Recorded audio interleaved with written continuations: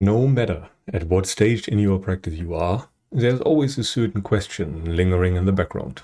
Namely, what do I do next and when do I start doing it?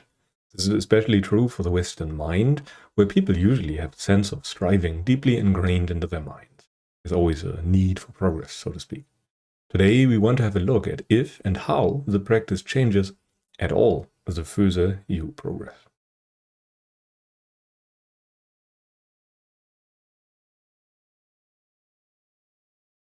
While this will not apply to everyone, there are a lot of practitioners with a long history of trying different things. Especially when someone is new to spirituality, they often jump from one thing to the next, trying a bit of everything.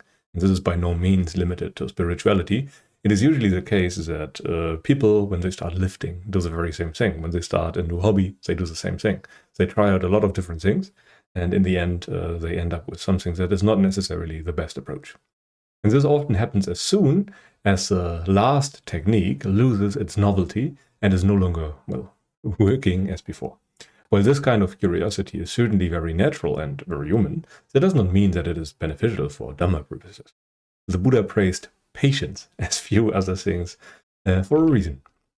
Yet, there is also a more subtle version of this behavior. Very few people are exempt from this, and basically everyone thinks in terms of stages and levels of the practice when certain things are more appropriate than others. And there is a truth to that. Certainly. And the practice does have an order. It usually should unfold quite naturally, however. So whenever you find yourself actively looking for the next thing to practice or try, then there might be a bit of a problem in some cases. This is not a necessity, by the way. The practice is, in and of itself, surprisingly simple and does not have much glamour or something like that, but more on that later. But before we dive into a deeper analysis of what do the suttas say on this topic. First, this might not be new to you, but each sutta is spoken, usually at least, to a person or an audience with a certain level of proficiency in the Dhamma.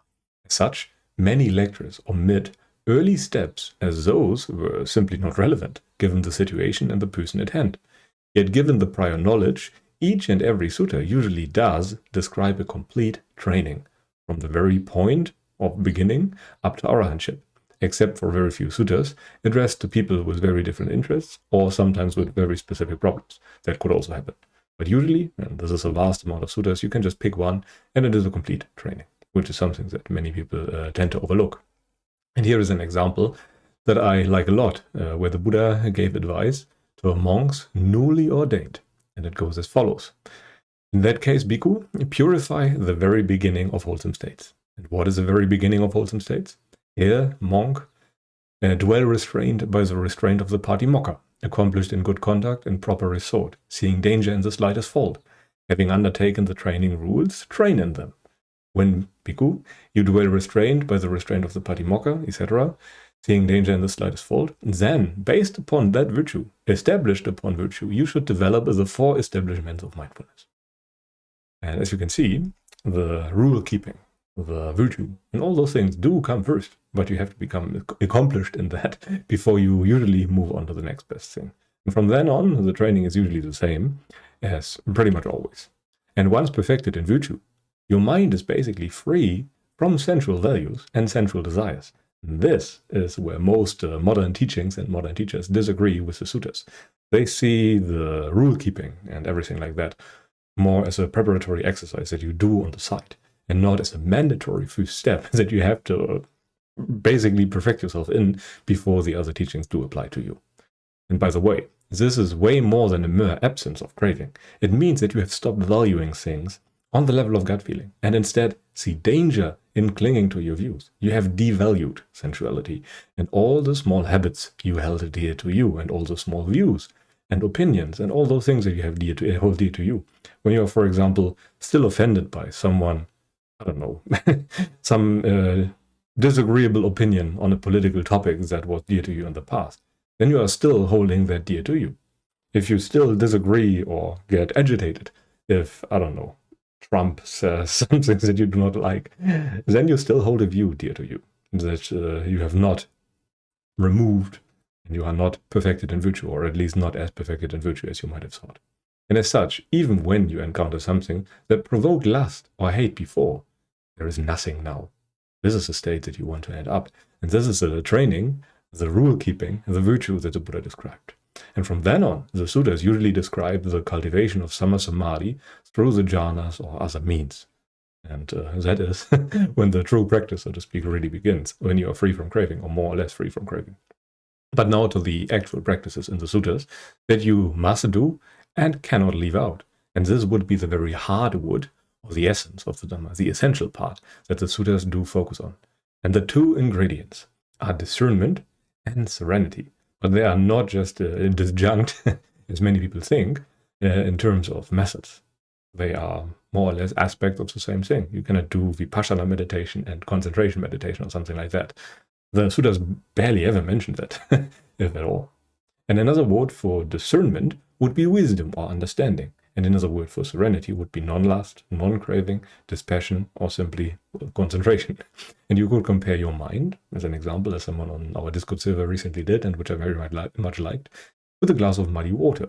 If you want to see what's in there, you must do both. You must try see really hard what it is in there, and inspect that thing, and calm the waves so that the mud can settle. So you have to stop shaking the mind around, which would be akin to accomplishment in virtue, and later the establishment in samadhi.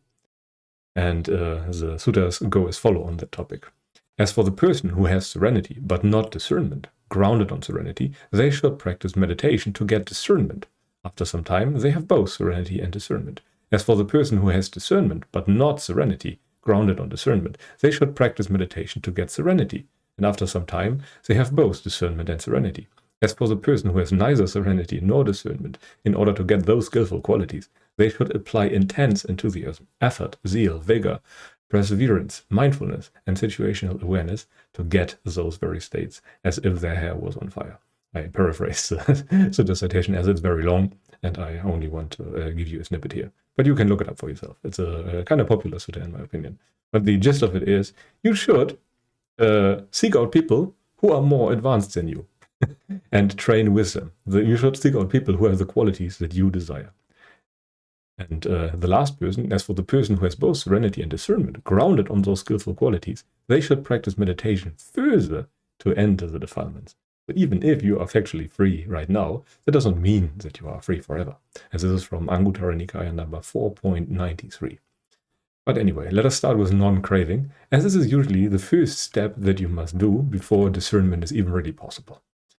There are several levels on which you can reduce craving, and the first one would be restraint, where you try really hard not to give in to your impulses, to your sensual impulses, and maybe follow rules like the precepts or the patimokkha. The next layer would be part of the virtue, where you not only try to stop actions of body, speech, and mind, and this is also, by the way, already part of restraint, that you also restrain your verbal and mental behavior, but then you also try to remove the underlying values or roots you see in specific instances of sensuality. Why do you value watching Netflix for several hours each day, or reading mangas or books or anything like that?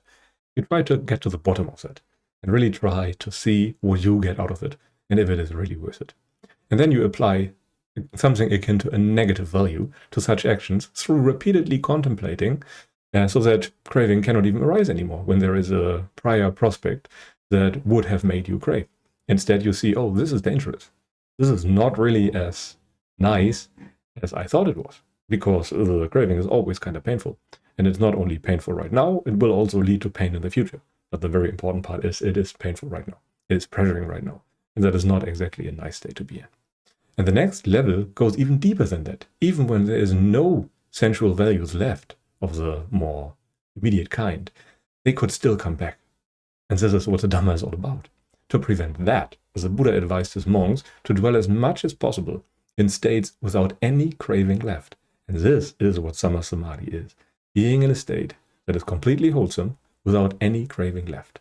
And based on that, and based on the prior understanding of the Dhamma, on the prior understanding of dependent origination, you will, in 7 years, either become an Anagami or an Arahant, as the Sutras say. And to make this a bit easier to digest, here's a short, simple experiment. Imagine you like watching certain Netflix series, and you enjoy them. As your consumption gets out of hand, and you notice you watch it a few hours each day, you stop, which would be akin to restraint. Now being apart from that feels bad, as you still value your series a lot and view it as pleasant. And to counter that, you have to repeatedly remind yourself of the danger of watching too much, and then that value will fade away, and what becomes apparent is a state of first virtue, to become accomplished in virtue, and then that state can become more akin to a certain degree of samadhi. Yet, all those states can come back easily, so you must spend a lot of time in those states of relief and joy without the pressure of addiction, so it stays away permanently. And that staying away permanently is what Nibbana is. You have cooled down completely, so that all those states can never arise again. And this is the important part. We are not looking for a temporary freedom. We are looking for a permanent freedom, where all those states cannot come back because we have pulled the roots. And this procedure does not change, no matter how advanced you are. As a worldling, you have countless specific addictions. As a Sotapanna, you still have a lot of central habits that require dealing with. So you are at the very beginning of the path and not at the end or something like that. In one regard, you are very advanced. In another, from another perspective, you are just beginning. Only as an Amagami does a lust for sensuality does not re-arise. This part of the practice more or less stays the same, with slight additions of the right view if you have access to it. Then you can also rightly apply the perception of impermanence as an additional way to see the danger. You will rightly see impermanence, and as such it becomes more or less impossible to cling to certain things. The habits are still there, because you have cultivated them for a very long time, but the ultimate value, that is no longer there. The ultimate self-view that underlines everything, pretty much, and always leads to the re-arising of craving, even if you have seemingly gotten rid of it, that is still there. And then we have discernment or wisdom. That part of the practice does change a bit before and after stream entry. Before stream entry, you want to clarify your view on what the practice is and what your own role in the arising of suffering pretty much is. As you have not understood that yet, per definition, you cannot really do anything else. You cannot practice more rightly, as you do not know what right even is. Yet once you have seen how you yourself fuel your own suffering, how you create it in a sense, how you modify your experience, so to speak, you can now just notice and stop that whenever your attention lands on a sensual view or habit. Then it's pretty much automatic, since it is painful. And you notice it, and you know that. And as such, you can stop it. You have learned how to stop fueling, after all, and you may apply that now. You will still have blind spots, sometimes even many of them, if you have understood the Dhamma in circumstances that were very sensual, which is very unlikely, by the way. But it does happen, especially when there is a matter of vital concern, when there's deadly suffering or something like that. Then we can renounce a lot in a very short time. And that is usually what leads to practitioners that have a lot of sensual habits left. Later, you apply your right view to everything and make it all-encompassing. You polish it like a conch shell. You want to basically see this and all possible things until all the taints are exhausted and may not ever come back. But this only happens once the fetters are gone, as the fetters are the mechanism that leads to the renewed arising of values and craving. Yet it should be obvious that this entire process is massively aided by serenity and non-craving. As such, serenity and discernment cannot really be separated. Once you are free from something sensual, you will notice your freedom and see that it is better, which is what that insight really is, to be honest, an insight into sensuality. You notice that it has been painful all along, and as it was painful all along, you will stop doing it. You will stop grabbing what has burned you before, and you can look, for example, at the similes of the leper in the sutras. I think that's from Majjhima Nikaya number 75 or something like that, which is very good and illustrates the topic very well. And technically, we do the very same from beginning to end with slight variations and applications to different levels of subtlety, let's put it like that. There are no real magical steps or antidoting, counteracting by special methods that then allow you to no longer crave. It is all in your own hands, your own words, your own efforts, your own dedications, your own patience. It's in your zeal. The only real shift would be stream entry, where you access or get access to the higher state, where you can remove craving more thoroughly so that it cannot come back, as you understand dependent origination, anicca, or whatever you want, however you want to call it. Yet it is still fundamentally the very same thing. So in summary, you start by undoing your sensual and wrong views until you become accomplished in virtue. You tame your mind further and further, and your samadhi will grow stronger, even if it is not yet sama samadhi. And all of this culminates in the right view and the coming together of the different path elements. They gather in one place, as the word samadhi suggests. And then, when you have attained the right view, you rinse and repeat until you end up at arahantship. And that really is all there is on this level of generality.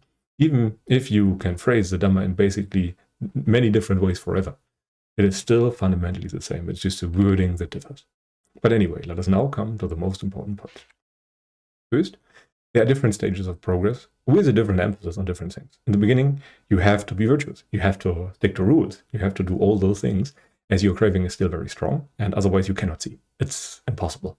And then, based on that freedom from craving, you have to clarify your views further. You have to understand what role you play in the process of suffering. And only once you have understood that, can your practice really start picking up steam, because now you can target craving and the underlying defilement in a very directed manner that is very efficient. In the beginning, people are very different, but they become more alike as the further they progress. The practice only slightly changes, but it is essentially more of the same all the way from beginning to end. You repeat the same old strategy over and over on ever finer levels until you are completely liberated and cannot fall back. In the end, you just dwell in a state without craving. If you do that for long enough, they will not come back, because you have thoroughly understood. Your mind has thoroughly seen that it is not worth it. Even if there's the most nice thing out there offering itself, even if Mara set up the best trap, you know, well, I could go for that now, and it would be nice, but my state right now is even better. So why would I go for that? It's not worth it. But anyway, this should be enough for today. Thank you very much for watching or listening, or however you got access to this. If you like what I do, feel free to like and subscribe and do all the YouTube stuff. If you have questions, post them down below. But until then, I wish you a pleasant day and